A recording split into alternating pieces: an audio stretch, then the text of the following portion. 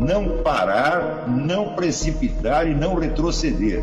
Então dizer para esse cara, sabe quando nós vamos parar? Nunca. Nunca na sua porca vida. Né?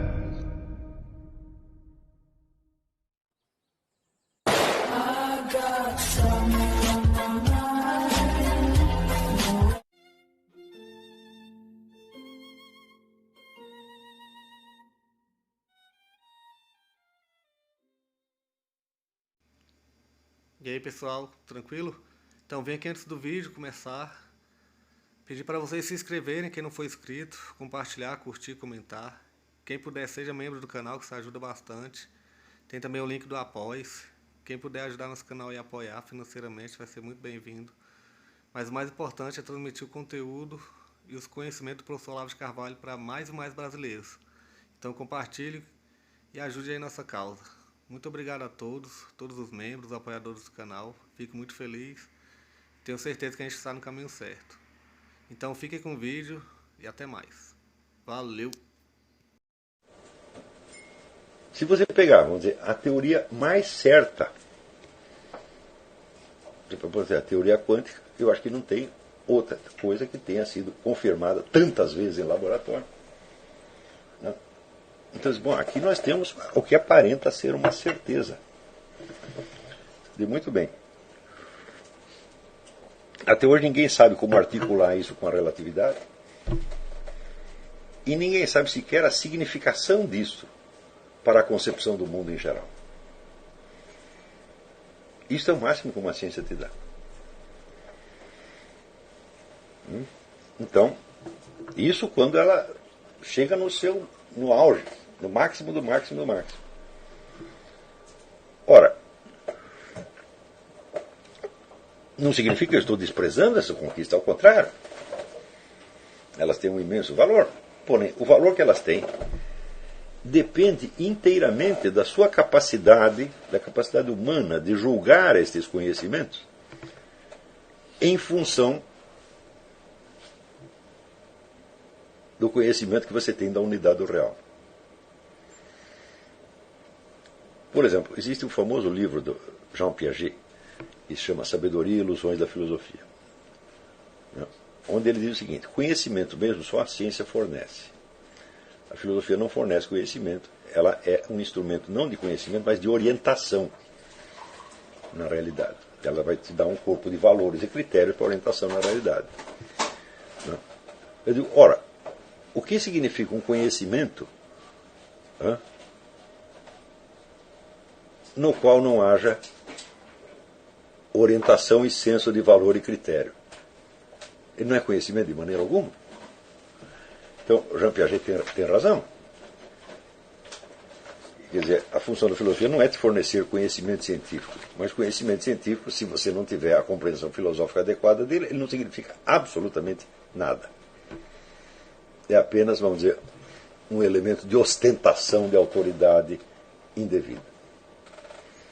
Pior ainda, quando você examina a ciência como atividade social,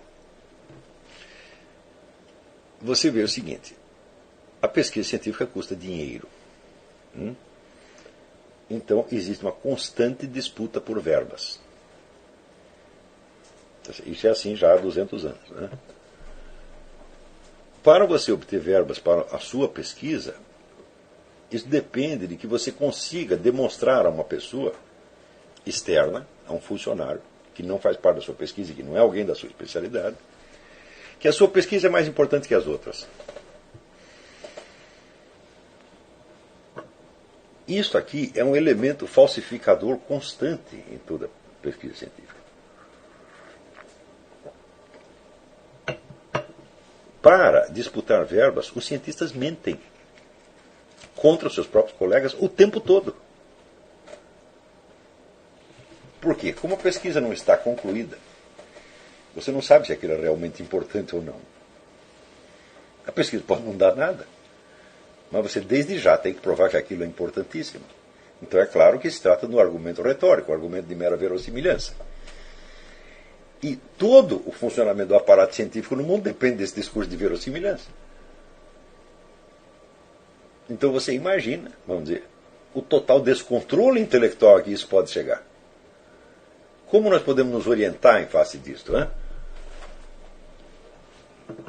Vamos dizer, a própria ciência nos fornece algum elemento para isso? Nada. Isso depende inteiramente da sua orientação na estrutura unitária do real. Então, a alta cultura consiste em adquirir uma orientação dentro do senso da realidade. O senso da realidade não é o senso de uma coisa que existe. É o senso da participação da sua consciência dentro de uma realidade que a abrange. Então é isso que tem que ser constantemente aperfeiçoado e afinado. Tá certo?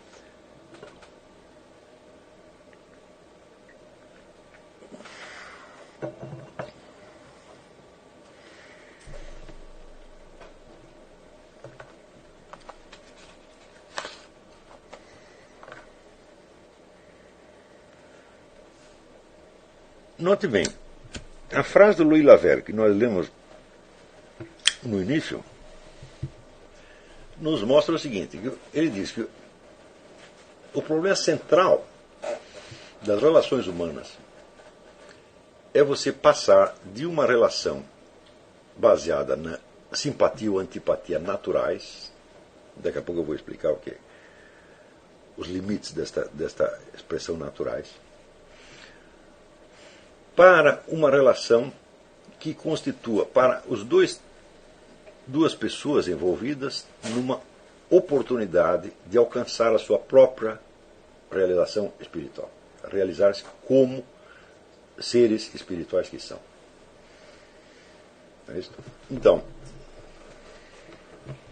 quando ele diz naturais, claro que ele está compactando a coisa naturalmente, porque muitas das nossas afeições espontâneas não são naturais. Elas são culturais. Tá certo? Então, por exemplo, vamos dizer, certos padrões de beleza. Tá certo?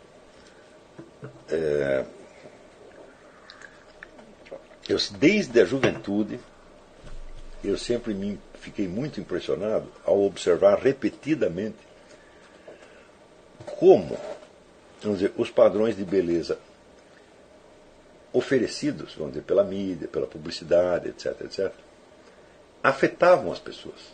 Né? E elas passavam a achar bonitas e atraentes as pessoas que estavam de acordo com este padrão. E sentiam aquilo como se fosse uma atração natural e espontânea.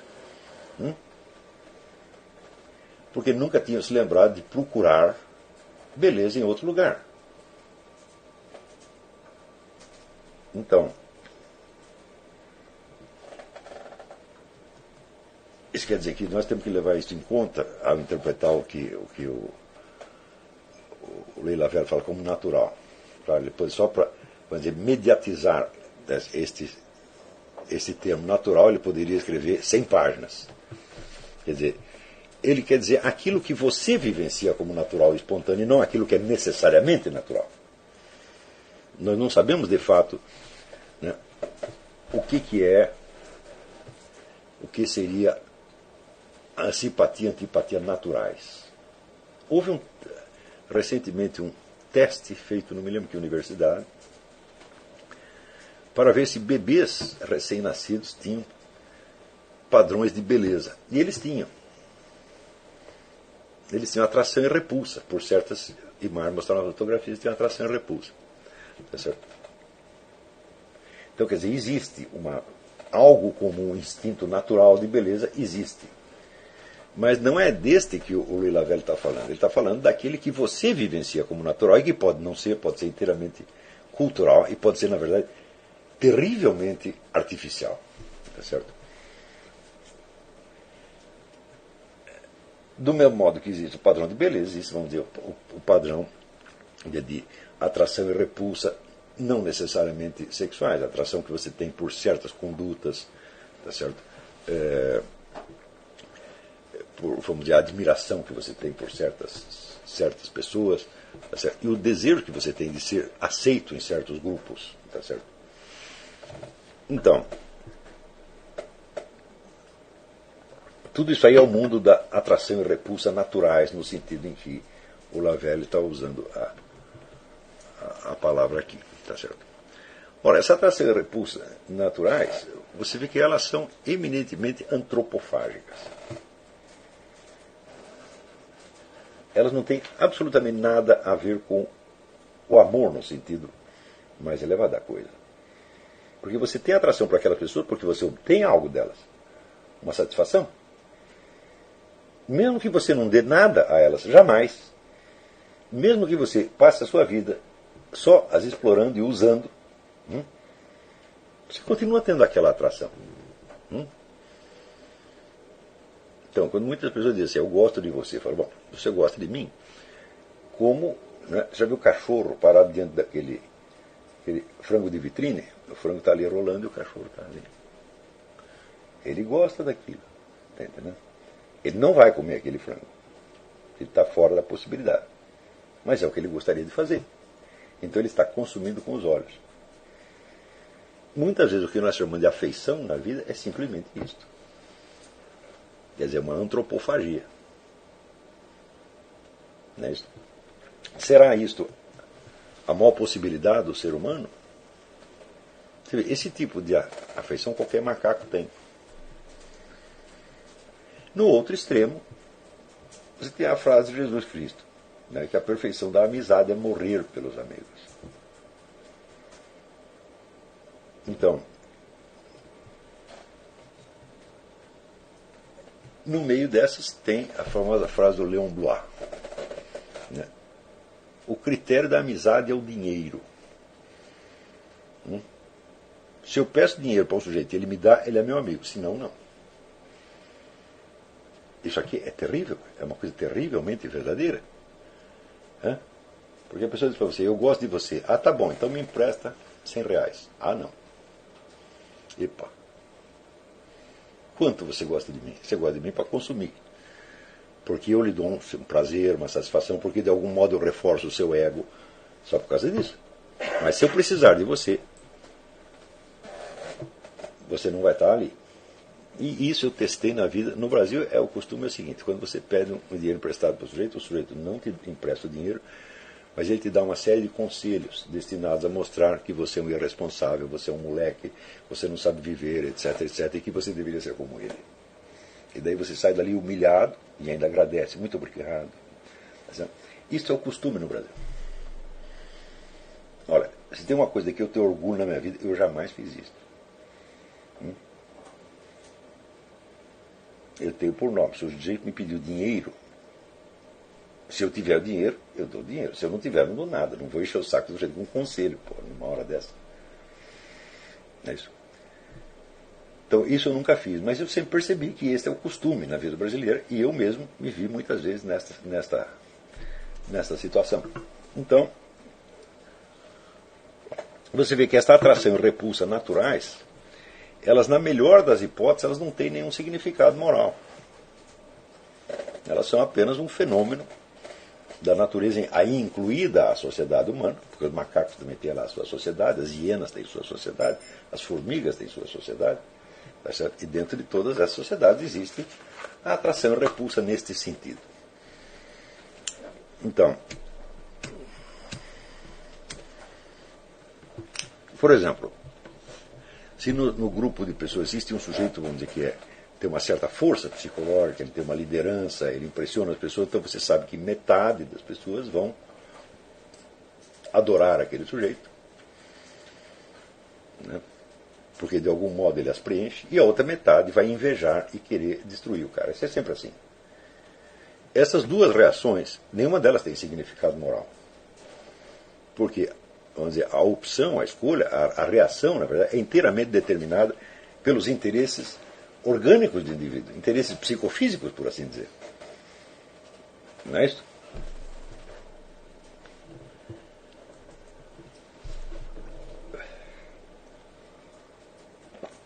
Agora, uma outra coisa que eu observei é o seguinte: as pessoas que são muito inteligentes, muito cultas, tendem a achar que todo mundo é muito inteligente. E as pessoas que são mais burras e medíocres tendem a achar que até os inteligentes são burros. Quer dizer, pega as maiores inteligências depreciam. Por que isso acontece? Porque se o sujeito é realmente inteligente e culto, ele vê as pessoas não apenas no seu estado atual, mas pelas suas possibilidades interiores. Não é isso? E o outro, ao contrário, mede as pessoas apenas como concorrentes numa espécie de concurso de prestígio. Portanto, se alguém é burro, o sujeito se sente satisfeito porque ele é superior ao burro. E se alguém é inteligente, ele tem que demonstrar que o sujeito é burro para não se sentir inferior. Então, esse julga as coisas em função apenas do seu interesse. Note, as pessoas que vivem na relação, vamos dizer, natural, espontânea, elas são 100% egoístas. O que quer que elas digam, elas só estão pensando nelas mesmas. O que quer dizer que elas de fato não se comunicam com o outro. Elas transformam o outro numa peça do seu imaginário pessoal. E usam o outro, né, para se reforçar, para se satisfazer, etc, etc. E quando o outro não serve mais, ele afasta. Ou seja, essa relação é, na verdade, ela é amoral na melhor das hipóteses, mas em 99% dos casos ela é imoral. Então, se na sociedade humana existisse apenas este tipo de relação, a sociedade humana seria aquilo que Hobbes escreve como a guerra de todos contra todos. Porque isso aí sempre vai terminar mal. Se cada um está buscando apenas o seu interesse, tá certo? Isso vai naturalmente terminar mal. Então,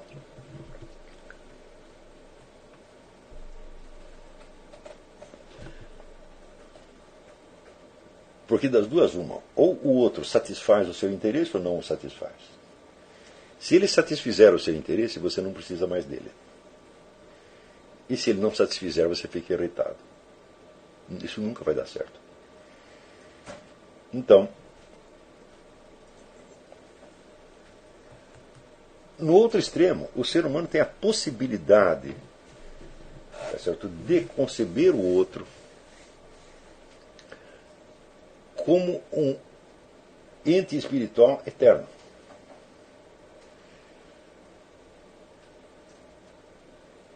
E, portanto, vamos dizer, de fato, como uma imagem de Deus. E também tem a possibilidade de perceber qual é a diferença que existe entre esta pessoa como imagem de Deus e esta pessoa no seu estado atual subjetivo. Então, quer dizer, a gente pode olhar uma pessoa que está 100% envolvida, 100% absorvida, vamos dizer, no seu próprio interesse orgânico, e olhar aquela pessoa e saber que ela pode ser infinitamente mais do que isso. Bastando que ela submeta esse interesse orgânico a um algo mais. Acontece o seguinte, gente, este algo mais é inconcebível fora da alta cultura. Porque você olha as coisas de acordo com o meio linguístico e simbólico no qual você está, que é a mesma coisa que dizer, é o seu meio social de referência. Só quando o seu meio social de referência é constituído não pelo grupo imediato, tá certo? E nem pelo seu tempo histórico, mas pelo conjunto dos homens melhores de todas as épocas. Aí é que você pode conceber as possibilidades superiores. Senão você não pode. Ah, mas e a religião? Eu digo, se você ler a Bíblia o dia inteiro, isso não vai adiantar nada. Por quê? Porque você vai entender a Bíblia sempre em função daquele seu interesse predominante, que é o interesse orgânico. O interesse do seu grupo social. Você não vai estar vendo a coisa na dimensão humana universal. Está entendendo? Ou seja, a aquisição da alta cultura é o único meio que você tem de você ter uma conduta moral que presta. Fora disso, você está no mundo da irresponsabilidade moral. Por exemplo, você veja, existe um escritor inglês, F.R. Leavis, não é Lewis, é Leavis com V, L-E-A-V-I-S, Frank Raymond Leavis. Ele dedicou a vida a mostrar para as pessoas que a literatura de ficção é uma meditação sobre as possibilidades da vida moral humana.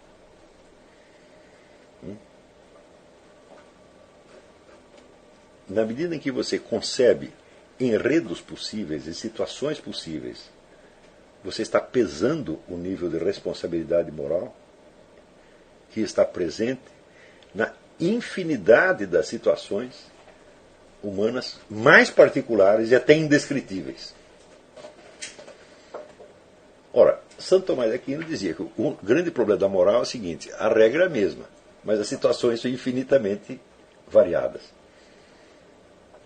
Então, você não sabe como entender a regra geral em relação a cada situação. Ao mesmo tempo, você não pode viver todas as situações humanas.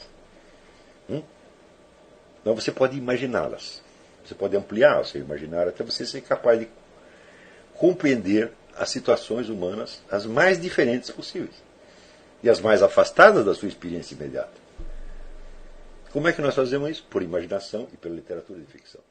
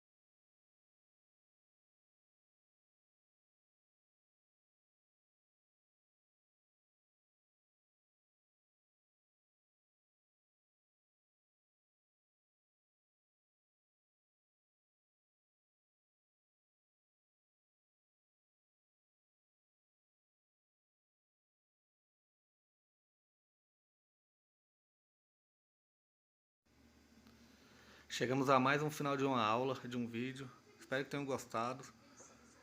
Quem não se inscreveu ainda, se inscreva, compartilhe, comente. Ajude o nosso canal, apoie, seja membro. E ajude o nosso canal a chegar a cada dia a mais brasileiros que precisam muito do conhecimento do professor Olavo de Carvalho. Então é isso aí, fique com Deus, até o próximo. Valeu! Então é isso aí, pessoal. Que é o nosso canal. Que são alguns livros que eu já li. A maioria foi doação, mas alguns eu adquiri, professor Olavo de Carvalho. Alguns livros se perderam aí que eu emprestei. Professor Alexandre Costa. A Bíblia Sagrada. 10 lições sobre Karl Marx. Indico a não ler esse livro, que é muito ruim mesmo. Alguns pensadores aqui que realmente, como o professor Olavo de Carvalho disse, não são pensadores. Valeu, tamo junto aí. Apoie nosso canal, seja membro.